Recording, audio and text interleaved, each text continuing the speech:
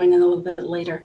So hello, everyone, and thank you for joining us today as we learn more about strengthening grant proposals from broader impacts and collaborative teams to meaningful evaluation strategies. On behalf of Christopher Newport University, we especially would like to thank our guest speakers, Paula Jasinski of Grant Studio and Patricia Moore-Schaefer of Schaefer Evaluation Group for sharing their expertise and their time with us today. Paula and Patricia truly are experts in their fields with tremendous experience in crafting competitive proposals, and we feel very fortunate to connect with both of you today. For our audience members, we do hope that you have brought questions with you or that you'll jot them down as you think of them during the presentations. But we're going to ask that you please save those until the end of both presentations. Once those are complete, we'll ask audience members to simply unmute to ask a question of either presenter. So with that, I'd like to more specifically introduce our first speaker. Patricia Moore-Schaefer is the principal and CEO of Schaefer Evaluation Group, specializing in research and evaluation of education initiatives in STEM, English language arts, counseling and guidance, and informal education. Dr. Schaefer is the former Deputy Director of the National Endowment for the Arts Office of Research and Analysis, previously served as the Evaluation Manager for NASA's Office of Education, and is the former Vice President for Research and Development for the Educational Policy Institute. Thanks again for being here, Patricia, and with that, I'll let you get started. Great. Thank you so much, Julie. And thank you all for joining us today. So I planned a short presentation. I'm going to touch upon points related to program evaluation for federal grants, approaches that you can take, how to develop an evaluation plan, and how to work with an independent evaluator. So first of all, we're going to start off with an introduction to project evaluation. Now, there's lots of definitions out there about what evaluation is. So I pulled two quickly for you today, but think of evaluation as a systematic method for collecting, analyzing, and using data to look at programs and projects, specifically their effectiveness and their efficiency. And evaluation should also be contributing to continuous program improvement. And that's important because often as evaluators, we're asked to produce a big report at the end of a project when really the value of what we do is really during the project, because we can help inform your thinking about how to make improvements to a project, to a strategy, so that it's more effective. Evaluation also generates information for decision making. So the bottom line question that we usually ask is, does the program work? Does the strategy work? And we also want to know why the strategy works and for whom it works best and under what conditions. So we're interested not only in understanding how an intervention is working, but how it's working in your setting, with what target populations, etc. And this is all to contribute to the general knowledge about programs and who they work best for. Now, why should grantees conduct evaluation? Oh, I didn't silence my phone. My apology. So why should grantees conduct evaluation? You will find with federal grants that a good percentage of them do require evaluation. And it's because the funder wants to know what works, and especially what works well. Congress also appropriates funding to evaluate whether grant programs are addressing the need that they were designed to meet. So in short, it's the funding making a difference. If you've received a grant, rest assured that the funder will want to know whether the project worked, whether you made any important discoveries, or if you made a difference in the lives of others. And they want to know what you did that worked well and could possibly be used as a model for other projects. Evaluation helps the government assess the quality and impact of funded programs, plan and implement new programs, and make future grant decisions.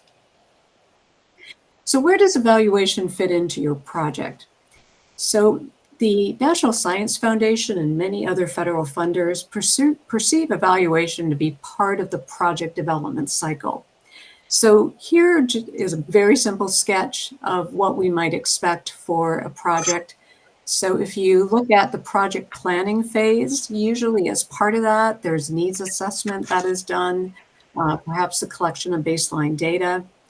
Then during project implementation, there's more data that's collected during that time. And then at the end of the process, when we're looking at the overall effectiveness of the project. So evaluation usually will play a role throughout. Now, there are different types of evaluation. There's what we call formative evaluation, and that is evaluation that takes place during project development and also continues during the life of the project. So the intent there is to assess ongoing project activities and provide information to monitor and improve the project. We sometimes call this process evaluation or implementation evaluation. These are questions that you see on screen that are sample questions for formative evaluation. So for instance, was the composition of project participants consistent with the funder's goal of developing a more diverse workforce? That's an example of an implementation question that would come under formative evaluation. Now, summative evaluation, you see sample questions on the right of the slide. It's really collecting information about outcomes and the processes and strategies that led to those outcomes. This is usually the type of evaluation used for decision making about continuing an intervention in the future. And again, we have a lot of interest in this from funders. So this is a typical question we might ask. Are greater numbers of students from diverse backgrounds receiving bachelor's degrees? And do they show increased interest in scientific careers? That's a very typical summative evaluation question. Now, when you put together an application, you need to develop an evaluation plan and submit it as part of your application. Now, what you see here is what I call the phases of evaluation. And what you see here is the parts of the evaluation planning, the different phases that are done pre-award, so that are done at the application stage. This includes creating a conceptual model of your project or program. Sometimes we refer to that as a logic model. It's also developing research questions and determining what the design of the evaluation will be. After award is when we do data collection and data analysis and reporting. But you can see how much is pre-award and why important it is at the application stage. The conceptual framework, as I mentioned, we call it sometimes a logic model or a logical framework, but this should really be illustrating your project structure and what you hope to accomplish out of it. I'll just quickly show you a simple framework that we use often as a starting point. So this is a logic model framework. And we have inputs as the first column, or what the program needs. This may include staffing or funding, the involvement of committees, etc. Then we have what the program does, and this includes the actual activities that are part of the program and the outputs that you're expecting. So for instance, an activity might be a teacher professional development program.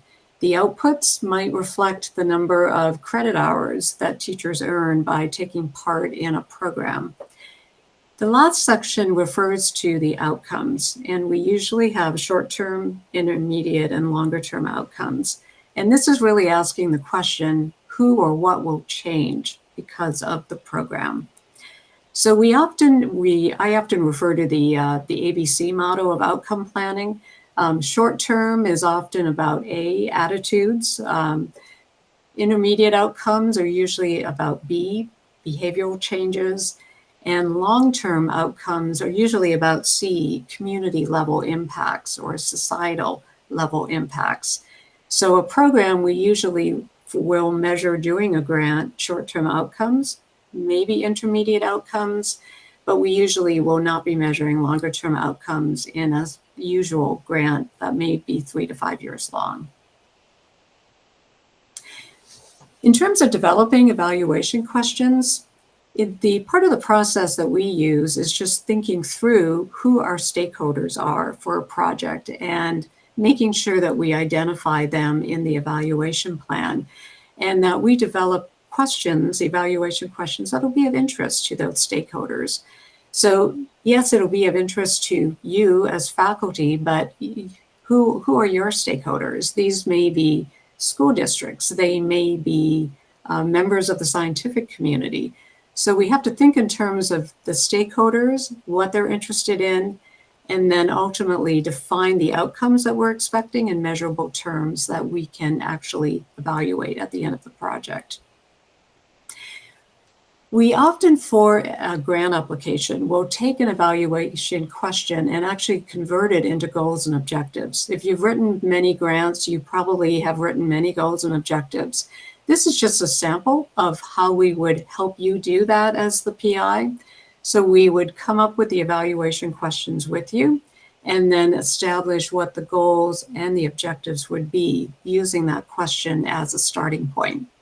If you're interested in learning more about writing goals and objectives, there's a QR code here that leads to another resource that we had developed and shared a few years ago, and I do recommend it.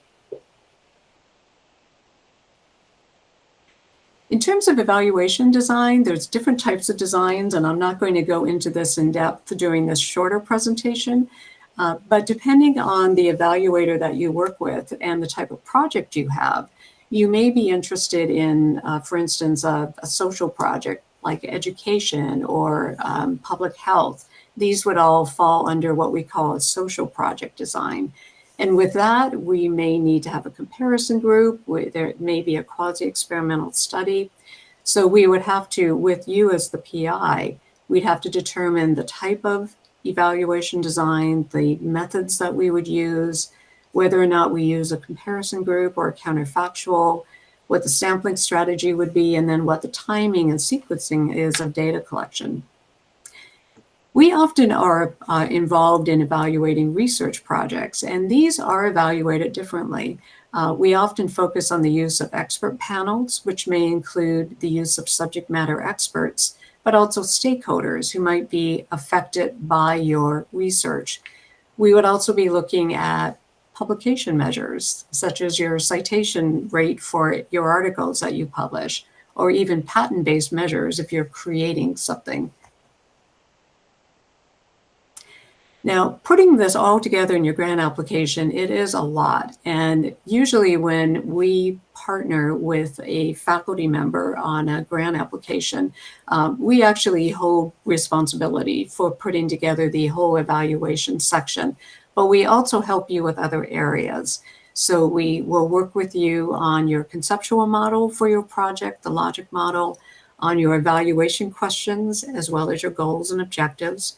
And then we will write the section of your grant application for the evaluation design, data collection plan. We'll talk about the main deliverables that we'll provide to you and when the activities will be taking place.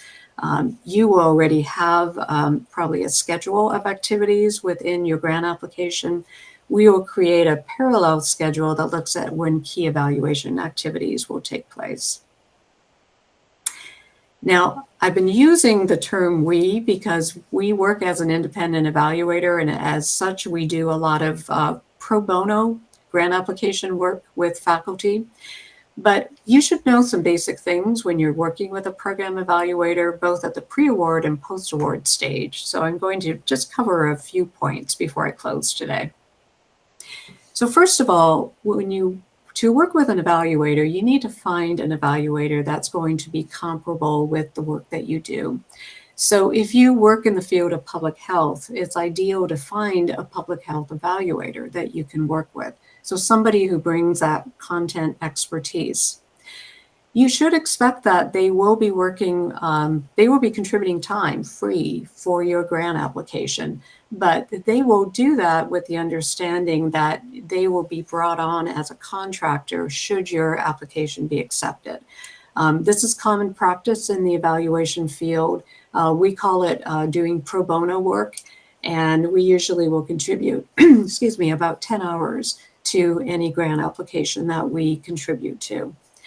You should be asking your evaluator to provide a budget estimate at the time of the grant application.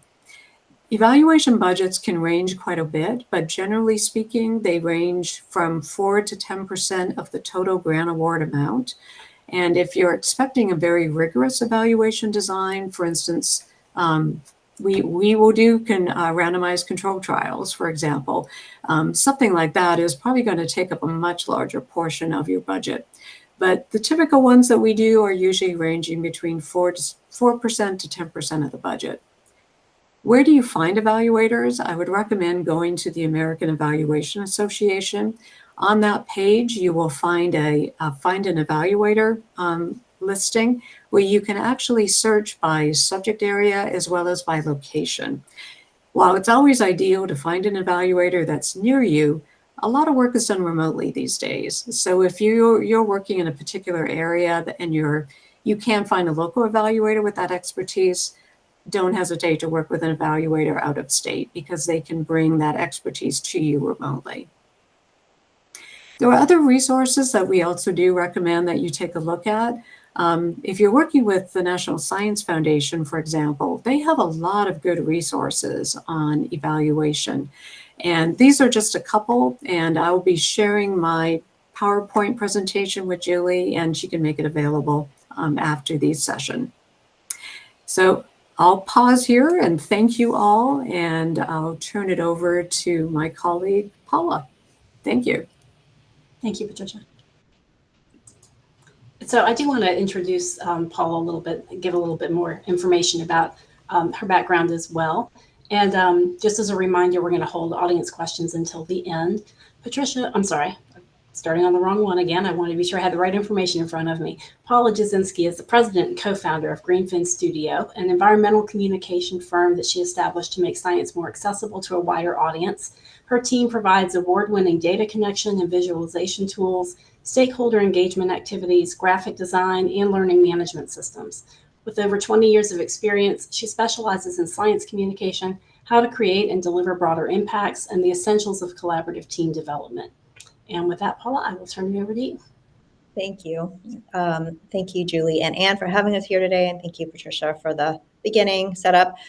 Because I don't normally present on Google's, I just want to make sure you all can you see my slides in presentation mode? Yes.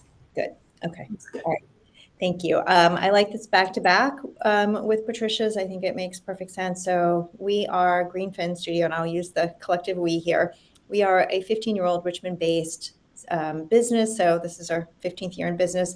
There was no science communication service that I knew of when we went out on our own, and now there are several others. But we combine the strategic and the creative on how do you actually communicate some of your results. So Patricia talked a lot about evaluation and meeting your goals. We are a similar partner to a lot of academic institutions and others to talk about how do you get to that point? So what are you trying to impact? And then how do you actually deliver that? Our team of 9 now, we're in Richmond. We all combine some level of scientific understanding. So some of us have masters, all of us have at least a bachelor's in some sort of science field, along with communication, graphic design, and some other elements, so that you can really educate, activate diverse audiences and meet your goals as well as some others. If you have partners that are trying to meet in sustainability or other community goals, we like to work in that circle.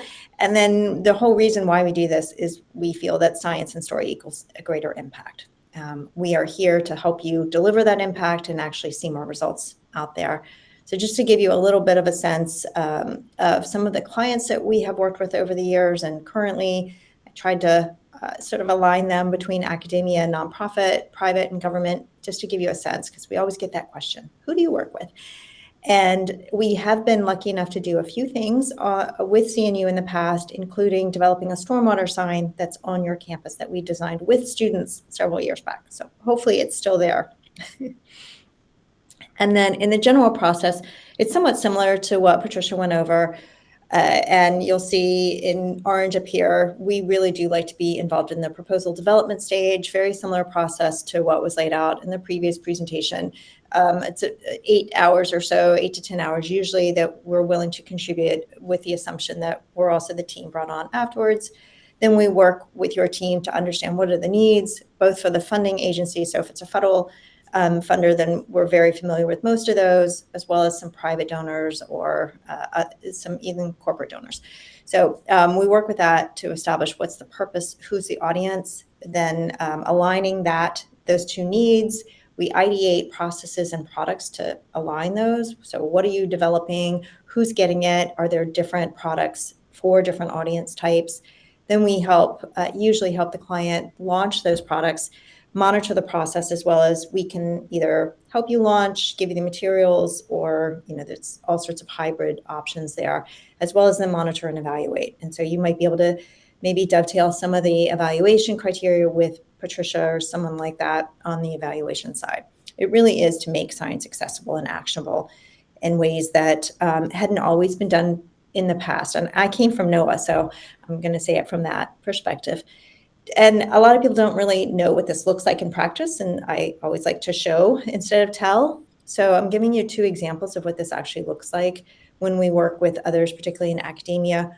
One project right now is the Nationwide Fishing Trap Removal Assessment and Prevention, or TRAP program. We're working with the Virginia Institute of Marine Science through an award that came from NOAA, and it's a multi-year award. We're just in about 18 months right now. And what we did is consulting on the proposal development. What does that look like in terms of trying to get fishermen around the country to help NOAA understand the extent of these derelict crab pots? And so what happens is fishing gear becomes unattached from whatever it is that's tethering it in place, from boat props, from storms, from decay, from all sorts of things. And then it continues fishing, and it's really harmful for the ecosystem. And so we are that connector between the fishing community as well as the environmental to say, all right, this might be what the environmental community wants to know, but it may not be what fishermen actually could understand and report on. So we were involved with that, as well as conducting several interviews with fishermen around the country to understand what does it look like from their perspective. And so that shaped the data collection portal. It's how we develop the messages that go out about why they're involved, how they can be involved, really highlighting that co-production of data and the delivery of that to different communities. We are doing a number of graphics, and I have a slide here that can show you just over the last year. So for example, this is part of our role, is to come up with some of that impact and materials. So we were doing videos, we're doing graphics, we're doing a lot of social media coverage as well to push this community out. And we did a lot of layering at the beginning to understand what communities really should be getting this information, including NOAA, the funder. And so they need this kind of information to also establish their own impact of what they're funding and what does it mean for different communities around the country. So you can see just over this year what's been recovered from the oceans. And so in total, there were over 7,000 traps actually recovered by watermen or fishermen. In other places, they're called fishermen, and what that weight is. And then you can see across the different types. And then one other example that I wanted to show you all is the Caesar report. If anybody on the call works in Chesapeake Bay, you may have heard of this. It's made a big splash for the last couple of years, and it's sort of flipping how we manage and think about the Chesapeake Bay restoration process on its head a little bit. And so a scientific team spent 3 years writing a 133-page report through the Chesapeake Research Consortium and the Scientific and Technical Advisory Committee. They came to us to say not many elected officials or local leaders or even some managers at the state level or local levels are going to read 133 pages and get what they wanted out of it.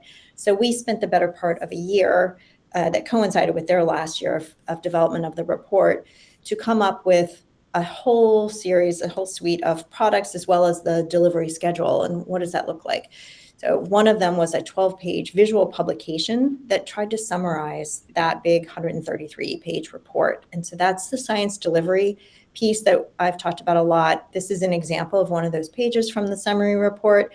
So you can imagine, if there are scientists on the call, that when they talked about dissolved oxygen levels and habitat criteria, what was in the longer report was very technical. And we wanted this to really make sense and resonate with anyone with a technical degree or without, and understanding, like, what does that actually mean? Well, it shows you that here, that so some of the deeper living animals, living resources, and what their needs are versus some highly migratory fish, for example. So they need a lot more oxygen than some of the benthic dwelling ones.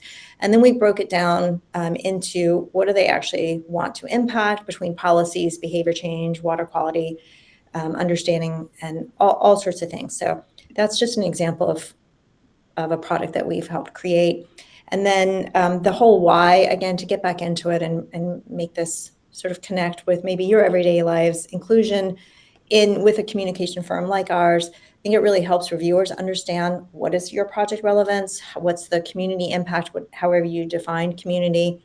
Bringing us in, or someone like us, helps with that creative brainstorming to really think about, well, how could we deliver this? What does it look like? What kinds of products could we develop? How could we engage others in that?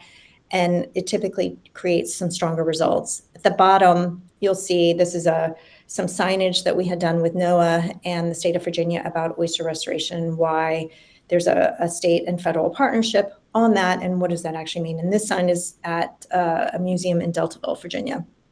And this on the bottom of this next slide, another part of that same signage.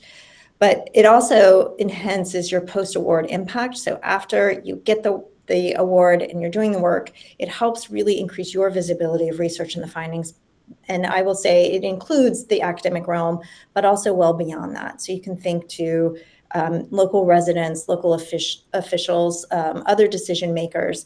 It might be other donors and attracting their attention, or other funding organizations. So we can help you also identify new areas for future focus. So for example, maybe a community tells us, you know what, this was great, but we really would like another way in, or a reporting portal, or a summary report, or hey, this brought up another area that we didn't even think about. And so I think sometimes communication can help you understand where are those areas where CNU can make a bigger impact that maybe the community helped you identify.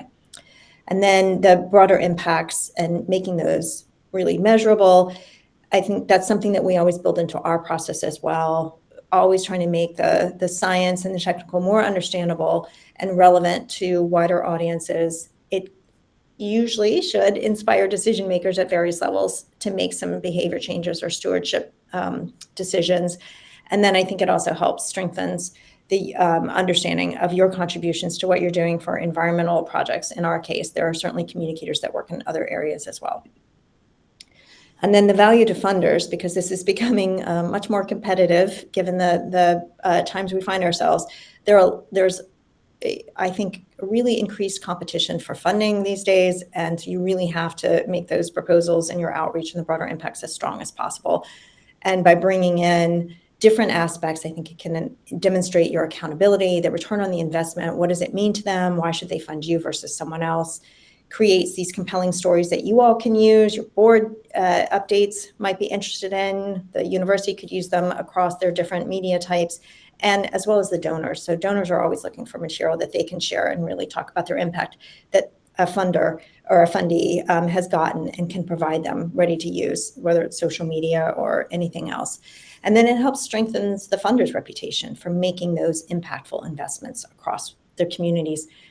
The collaborative process, it's very similar to what Patricia shared. We really like to be involved in early stages, if not the proposal development, really early, and a project development instead of at the end when we come in, and then there aren't as many changes we might be able to help you tweak.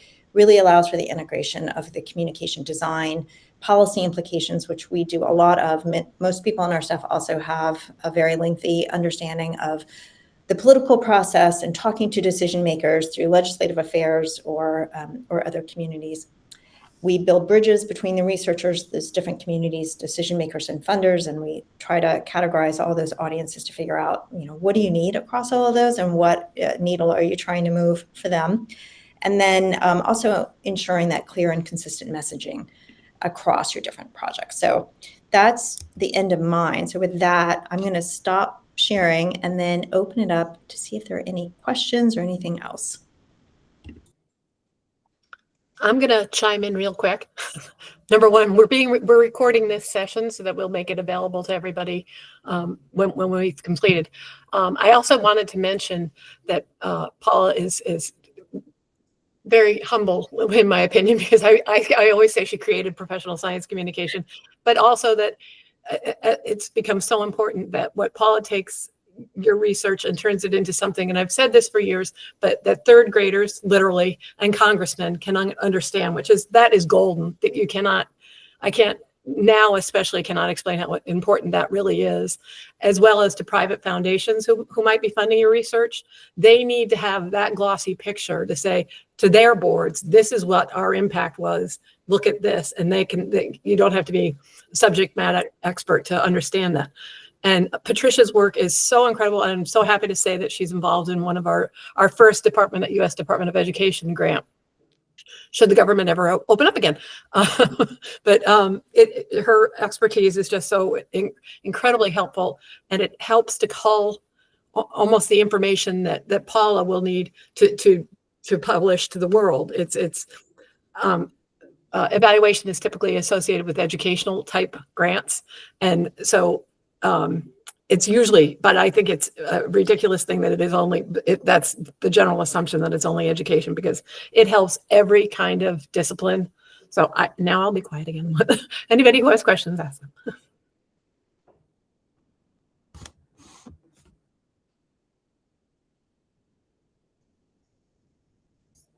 You're muted, Julie. I just said everyone can unmute if they're ready to ask any questions. So, it's a relatively small group, so I think that will work just fine.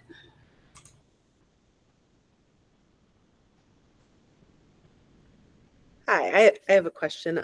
My name is Linda Waldron. I'm in the sociology department, and I direct a small center for education research. And I don't know if either of you have worked in this realm, because I think a lot of the work, I see like Ryan Fisher's on the call, they do a lot of very big, very quantitative type of research. I tend to do very qualitative research, and I find that that's harder to get funding for because of some of the things that you guys are talking about in terms of, like have a rigorous experimentation and control group. And so for me, I don't know if you have folks in your organizations that have worked with qualitative scholars to successfully get research grants. And to give you an example, the initiative that I'm trying to get started this year is I'm trying to bring a youth research council that was established at George Mason to the Hampton Roads area. And it's a project that works with local high school students and helps them on initiatives that problems that they see working, and we help them then develop the social science skills to collect that information and then help translate that information, kind of like you were talking about, Paul, like how do you translate it to different audiences? So we're hoping to work with a small group of teenagers to start and be able to kind of grow, have the concept kind of be work so that we can then apply for larger grants to kind of expand that work. The difficulty I find in even articulating it is the model of this Youth Research Council is something that's called participatory action research, which means we don't know, like I don't even know the topic, because it's the topic is actually driven by the teenagers in the project, because it's under the guise that we often don't ask young people what they think about life or what they see as being the problem. So it's very intentionally based as like they will participate in the development of what the project is. So so that's just to give you a little backstory of kind of like where I find it very hard to kind of apply for grants, because they tend to be in a very deductive scientific realm, and I'm doing very inductive qualitative things. So I didn't know if you had any advice or if you've worked with kind of qualitative research as well. I can certainly chime in. Patricia might have additional responses. We work with qualitative research all the time.